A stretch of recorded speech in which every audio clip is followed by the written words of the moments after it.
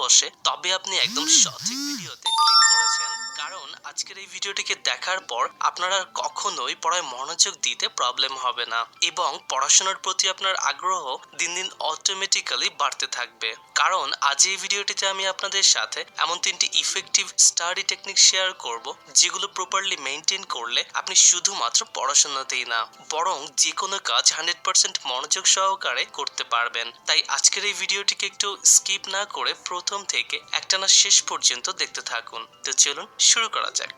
Number 1, make your environment study friendly.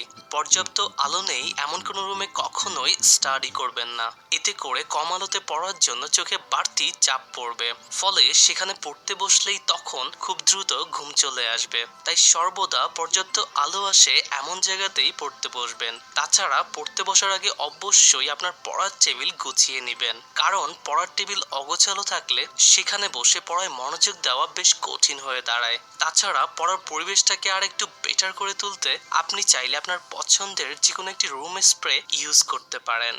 কখনোই বিছানায় বসে স্টাডি করবেন না, কারণ বিছানায় বসে কিংবা শুয়ে কারো পক্ষেই কোনো প্রকার প্রোডাক্টিভ কাজ করা সম্ভব নয়। একইভাবে বিছানায় বসে ইফেক্টিভলি স্টাডি করাও পসিবল নয়, কারণ বিছানায় বসে পড়লে অল্প কিছু সময়ের মধ্যেই স্বাভাবিকভাবেই আমাদের ঘুম চলে আসবে।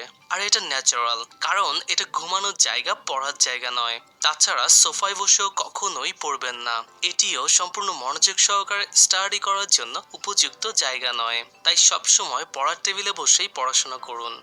Number 2, improve your interest in study. আপনি হয়তোবা লক্ষ্য করেছেন আমরা তখনই কোনো কাজ সম্পূর্ণ মনোযোগ সহকারে করতে পারি যখন আমাদের সেই কাজটি করার প্রতি ইন্টারেস্ট থাকে।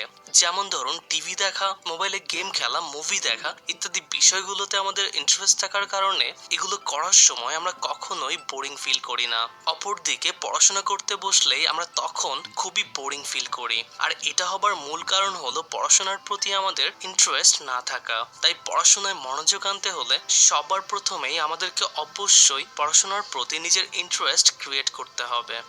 এখন আপনি নিশ্চয়ই ভাবছেন যে পড়াশোনার প্রতি আপনার ইন্টারেস্ট কিভাবে ক্রিয়েট করবেন। পড়াশোনার প্রতি আপনার আগ্রহ বৃদ্ধির জন্য আপনাকে অবশ্যই আপনার স্টাডি রিলেটেড একটা ফিউচার গোল সেট করতে হবে। তাই এখনই নিজেকে প্রশ্ন করুন যে আপনি পড়াশোনা করে ভবিষ্যতে ঠিক কি হতে চান।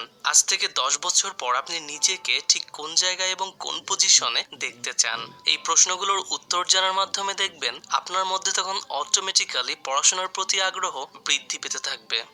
Number 3, stay away from all distraction. বর্তমান সময়ে আমাদের সঠিকভাবে পড়াশোনায় মনোযোগ দিতে না পারার জন্য যেটি সবচেয়ে বেশি দায়ী তা হলো আমাদের আশেপাশে ছড়িয়ে থাকা বিভিন্ন প্রকার ডিস্ট্রাকশন, যেমন mobile phone, TV, social media, games ইত্যাদি। আর এগুলোর মধ্যে সবচেয়ে ছোট হলেও সবচেয়ে বেশি পাওয়ারফুল ডিস্ট্রাকশন হলো আমাদের হাতে থাকা এই ছোট্ট মোবাইল ফোন। প্রতিদিন এই মোবাইলের পেছনে আমরা যে নিজের অজান্তেই আমাদের কতটা মূল্যবান সময়কে নষ্ট করছি তা হয়তো আমরা নিজেরাও জানি না। তাই যদি আপনি পড়াশোনায় মন বসাতে চান তবে আপনাকে অবশ্যই আপনার লাইফ থেকে এই সকল প্রকার ডিস্ট্রাকশনকে যে করেই হোক না কেন দূর করতে হবে। বন্ধুরা, সবসময় একটা কথা মনে রাখবেন, আমাদের জীবনের সময় কিন্তু খুবই লিমিটেড। একবার যে সময় চলে যায় শত আফসোস করলেও তা কিন্তু আর কখনোই ফিরে আসে না। তাই আমাদের উচিত আমাদের জীবনের প্রতিটি সেকেন্ডকে সঠিকভাবে সঠিক কাজে ব্যবহার করা। তাই নিজের উজ্জ্বল ভবিষ্যতের কথা চিন্তা করে হলেও আমাদের উচিত এই সকল প্রকার ডিস্ট্রাকশন থেকে নিজেকে দূরে রেখে আমাদের সম্পূর্ণ ফোকাস শুধুমাত্র পড়াশোনাতেই দেওয়া। যদি এই ভিডিওটি আপনার ভালো লাগে তবে অবশ্যই ভিডিওটিকে লাইক করুন এবং শেয়ার করে আপনার সকল বন্ধুদেরকেও